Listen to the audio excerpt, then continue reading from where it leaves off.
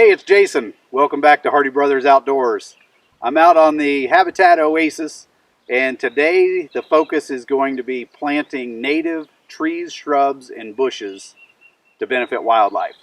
If you haven't seen our introductory video on the Habitat Oasis, check it out because it's going to give you a little background on the overall project and everything we're getting into. But if you've seen it, we're on to the next thing, and that's putting some trees in the ground. So today I'm going to focus on three areas.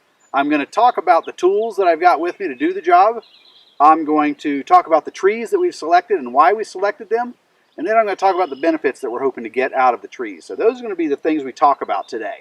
So before I get into the tools and the supplies that I have with me today, I want to hit on the fact that the project we're working on today is actually part of our USDA EQIP contract. It falls under planting native trees and shrubs. It's part of a wildlife program, and the benefit here is they're actually giving us money towards the purchase of the trees. Now, we've got a contract that has a variety of items in it. One of them is removing autumn olive and Sericea lespedeza. Some of the money that we're getting for those other projects is what's helping to fund this effort. So it really, doing multiple programs really helps a lot in terms of keeping our costs down. It's not a money maker. We've said that a couple times, but it sure is a nice subsidy to make the projects that we already want to do a little bit more affordable. Okay, let's go ahead and get into the tools and supplies that I've got. First off, and I'm not going to give you a lot of detail right now about the trees. I've got 250 trees that we've purchased, but I'm going to talk about that here shortly. Let you know where I bought them, what I bought, and why I bought them.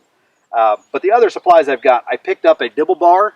This makes the process of planting much, much faster. This came from forestry suppliers. I want to say I've got $50 or $60 in it, but it really saves time, much more efficient than using a shovel. Each of the trees we've purchased a tree tube for. You can see we've got different sizes here. Tree tubes came from Tree Pro. We actually went with the Miracle tube. And the Miracle tube comes, it's a round tube, and each one has 1 or 2 zip ties on it, depending on the size that you need. You put a stake in the ground, you slide it on, and you tie it on. You know, it seems like an expensive addition to the process, but when you look at how much money you've got tied up in trees, if you don't do something to protect them and give them a good start, the deer will come through here and wipe these trees out in no time. I came out and staked out this field yesterday. I came back, 2 of my stakes have been pulled out of the ground overnight. So that tells you the deer are curious. They see these things, they come over, they check them out. You put these trees in the ground without any protection, you're going to come back and you're going to find a lot of them have been browsed to the ground. So invest in some tree tubes. Again, with the EQIP program, it helps cover the expense. Every one of these tubes requires a stake. We've got wooden stakes. They sell them at through Tree Pro as well if you want to order them there. We happen to have a Wood-Mizer LT35, so we pulled out the Wood-Mizer a couple weekends ago and we cut 300 stakes so that we'd have a stake for every one of them. So no cost in the stakes other than a little bit of time on the mill and a little bit of our hard work. Last thing I've got here, I've got a T-post driver, and you can't slam it too hard on these, but with soft ground, it does help get them into the ground and gives you a good solid installation of that tube and post. So those are the things that I've got with me today to get me going. Before I get into anything else, I'm going to get a few trees in the ground, and then we'll come back and we'll talk about the trees and the details around those.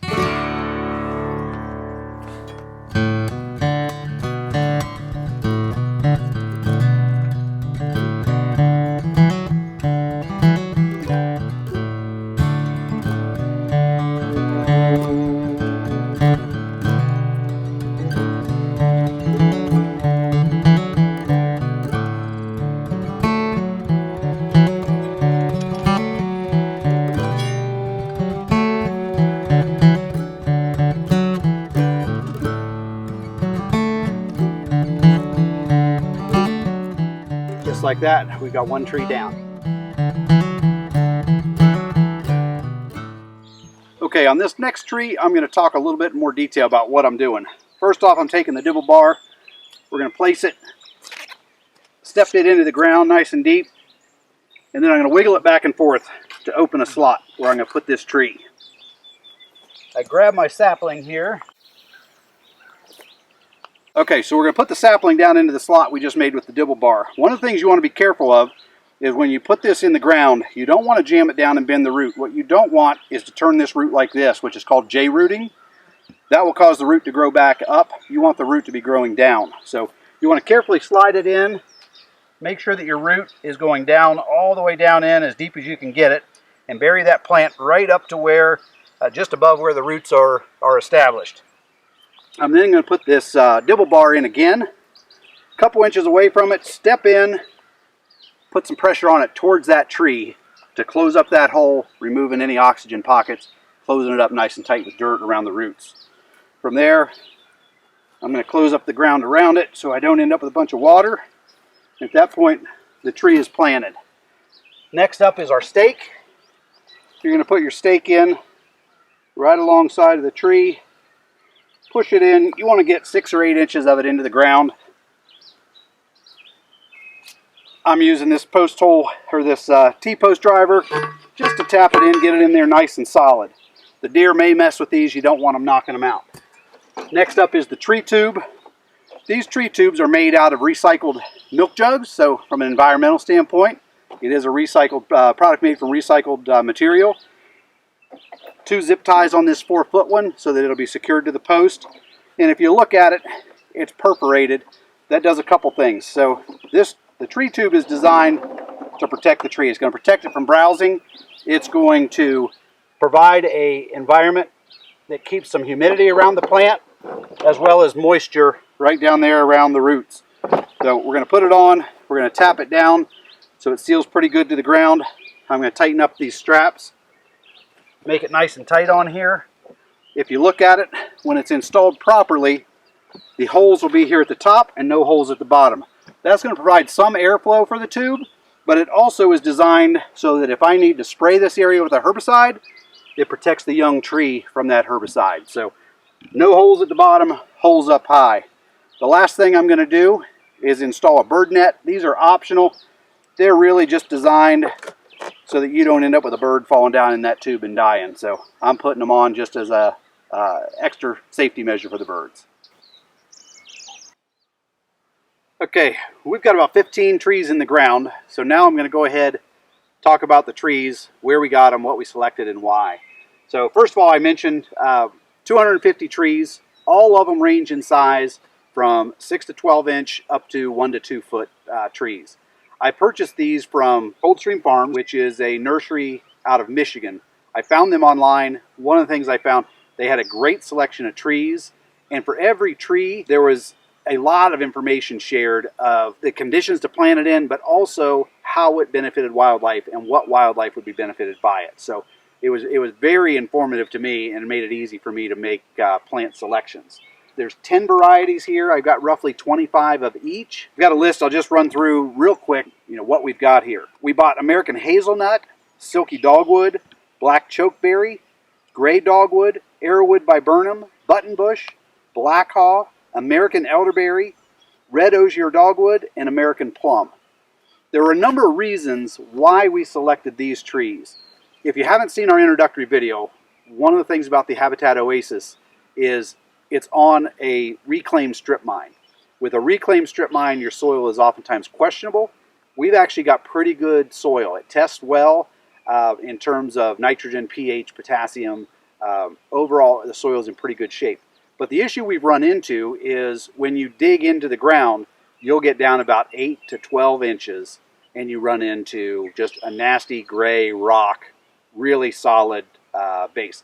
The ground is very compacted. So what we've done as we pick these bushes, I looked for trees, nothing that has a taproot. So you didn't hear me talk about oaks. You didn't hear me talk about trees that are going to grow 80 or 100 feet. I bought trees that are going to grow to 12, 18, 20 feet. In an ideal condition, some of them might grow to 30 feet. We're not in an ideal situation. They don't have a taproot. All of the ones I purchased have a shallow root system that spreads and will put up suckers to add additional plants. So they do grow that way. The other criteria I was looking at was the wildlife benefit. I've got hazelnut. It's got a nut. I've got berries. I've got American plum. Fruit trees, flowering trees, things that they're going to benefit everything from bees, butterflies, birds, hummingbirds, turkey, quail, deer. there's a variety of wildlife that are going to benefit from this. So wide range of trees that we've purchased. And again, the intent here is to enhance our hunting experience, but we also want to do something that is benefiting wildlife. So that's a little bit about the trees that we purchased and why we purchased them. Okay, so I still want to talk about our goals and objectives for planting these trees, but before I do that, I've got a wet area right here. I'm going to plant some buttonbush, which actually likes a swampy environment. We're going to plant some of those, then I'll come back and talk about, what we're hoping to get from these trees.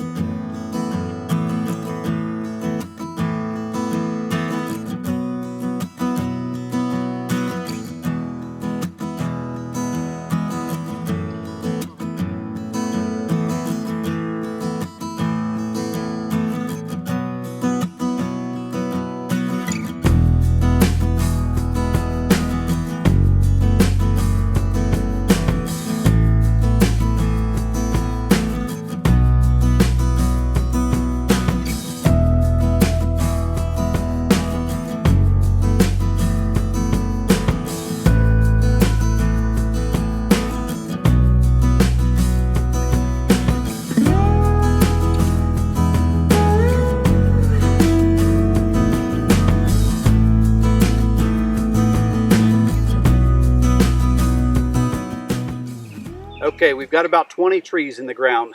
Our first row is American hazelnut, and then in that wet area we just put in some buttonbush. So 20 out of 250, we've still got a ways to go. But I wanted to hit on the benefits that we're looking for and why we're planting the trees. I mentioned that we're on a strip mine. The strip mine mining was done back in the 70s. The reclamation was done at the same time. During that time frame, very few trees have grown back. Anything that has grown back, we've got some wild cherry, we've got some Virginia pine, we've got some autumn olive, a few sycamore around. Nothing has grown taller than 20 feet, 25 feet. So there are no oaks, there's no maples, nothing growing out here. I mentioned our EQIP program. Part of our EQIP program is removing autumn olive. We've got a video on 3 ways to remove autumn olive if you hadn't seen that. But by removing the autumn olive, we're taking a lot of cover from the wildlife. So part of our goal is, as we remove cover, we want to replace it with cover that's more valuable. So the plant selection, the bushes, trees, shrubs that we've selected, they're all bushing type plants. So they're going to grow 12 feet tall, 12 feet wide. A lot of them grow in a bush format. So this area is going to become very thick. My goal is to create a travel corridor for the deer. There's a couple goals here. Back here, we've removed autumn olive. We've got a little bit of an area that's still thick. My goal is to provide the deer with a path from that thicket across the field to the woods without having to walk out in an open field. On each side of this travel corridor, I've got switchgrass that's going in up here.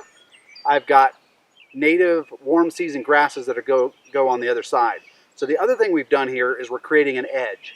So I've got a thicket here that's full of plants that are going to produce berries, nuts, and browse for wildlife. Just outside of the thicket is going to be switchgrass and native warm season grasses. So a couple edges there that they can work. They can work both sides of it. Another benefit this creates, we're standing in the middle of about a 6-acre field. If a deer steps into this field, they can look across the field and see every other deer in the field. One of the things that does is it creates social stress for deer. If I've got a doe family that's feeding and she looks across the field and sees another doe family, there's the potential for issues there. If I've got a doe family living in the area and I've got a group of bucks that are feeding, the doe may chase the bucks off. By creating these screens in the field, I can have deer feeding in this corner of the field that have no idea that there are deer across the field.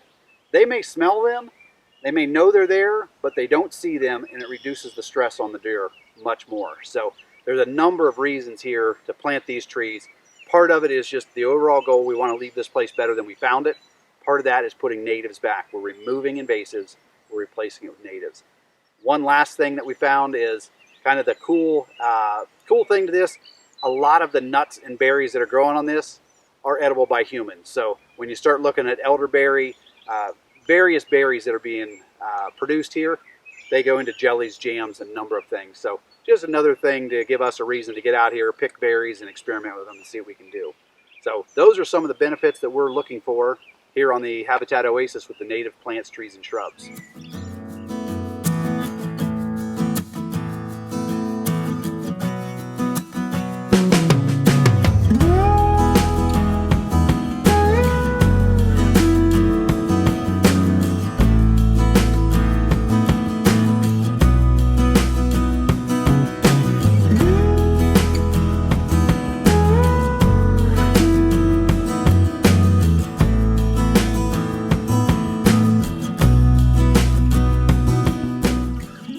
That's it for day one. 51 trees, about 200 to go. Thanks for joining us.